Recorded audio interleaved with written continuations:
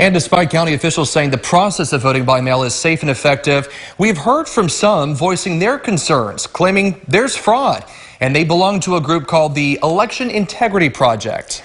On the surface, it's not unlike what we saw around the country in 2020, with citizens and watchdog groups staking out the polls.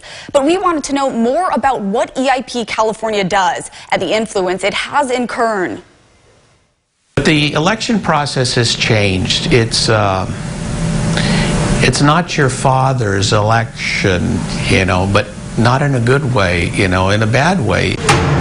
That concern is exactly what brought Tom Pavich, the CEO of Bird Rock Vineyards, to the Election Integrity Project California, where he served as Kern County Coordinator since 2012.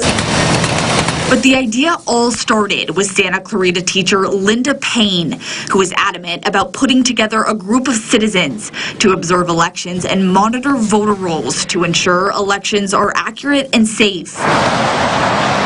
In 2010, she drove up and down California, recruiting people like market researcher Ellen Swenson, now EIP's chief analyst. And I was interested in just politics, I suppose, and I was walking precincts, and I was poll observing and things like that.